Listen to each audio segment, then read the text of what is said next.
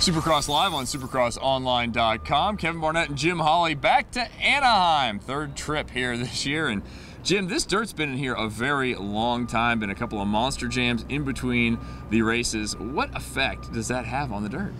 Well, you know, sometimes when I walk around the track, I'll see pieces of, you know, car parts. Crushed cars. Yeah, crushed cars instead, and I'll kind of pick them out. But it's okay. I mean, the dirt's been in here. The Dirtworks guys do a great job of preparing the track. And you got to remember, like you said, this is the third time we're here at Anaheim, round 5.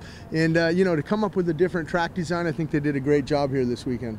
Points races tightening up. Anything can happen. We saw it last week in the 250 class with Eli Tomac going down, getting a DNF, and Ken Roczen stepping ahead. He now holds an 11-point lead over second place.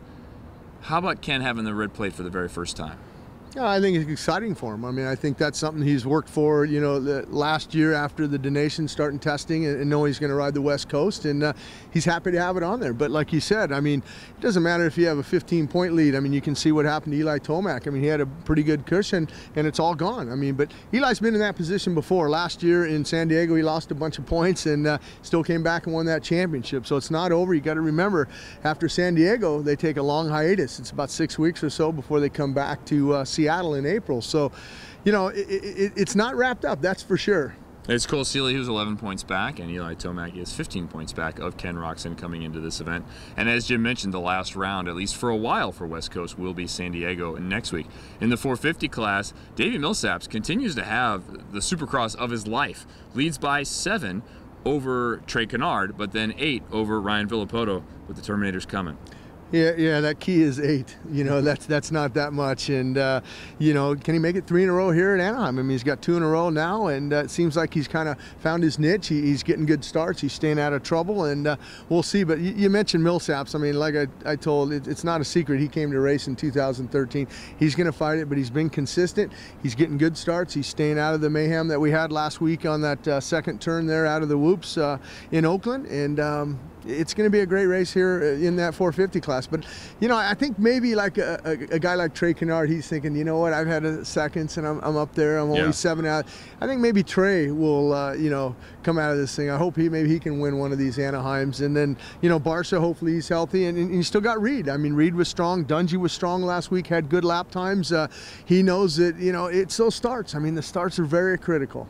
Yeah, Trey Canard would be the story of the year were it not for Davey Millsaps and leading the way he has throughout the early part of this season. How about that pileup in the second turn? Have you ever seen a pileup like that collected so many top riders? Yeah, I have. I mean, it's just unfortunate. I mean, everybody's just, you know, they're going down the whoops. They're running it in there. It's turn 2 coming up. It's a right-hander, and Chad just got out of control, and you hit one guy, and it's just they're so tight at the start right there that it's just like a domino effect, and just cleaned out a bunch of riders. And you know, hopefully, you know, everybody's okay. You know, I don't know how James's knee is, but I think James would have continued. He just had a busted throttle, and but you know, nobody got too injured on that deal. Although, you know, a couple, you know, they started the event and James Stewart had problems, didn't finish, as well as Barcia. But you know, I think that lends itself to the ability of all these guys. You know, they want to win, and they're tired of, you know, Chad he's only been on the podium, I think, once this year, and that was a third, and that was handed to him here at when we were here for round 3 back in mid-January, and he knows that, you know, he hasn't earned that podium. So, I mean, he's still struggling, but, you know, his times were good last week, and I look for Reed to rebound here and possibly get his first of 2013 here at Anaheim. 450 class should be interesting. Barcia, of course, coming off hitting his head a couple of times. He got an incident with Dungey that was unrelated to the pileup, but in the same corner. And then also Reed, I saw something about an MRI this week for Reed, and then Stewart was up limping. So a lot of guys kind of getting collected in that, and maybe a little banged up this week. They are, and that's just the nature of Supercross. I mean, they don't have a weekend to, you know, they got to take off, you know, to kind of rest those injuries. I mean, it's just, you know, it's back to work. 7 days later, you're back on a Supercross track, and you're competing for a win. So I mean, it's a hard sport. I mean, it's you mentioned the NFL. You know, that's a hard sport each and every weekend. They're going, and same here with Supercross. I mean, you got to live with the injuries, and you got to try to work through them. All right, we have a great day of coverage lined up for you. Of course, our hit this morning. Then we'll have some rider interviews on the track walk.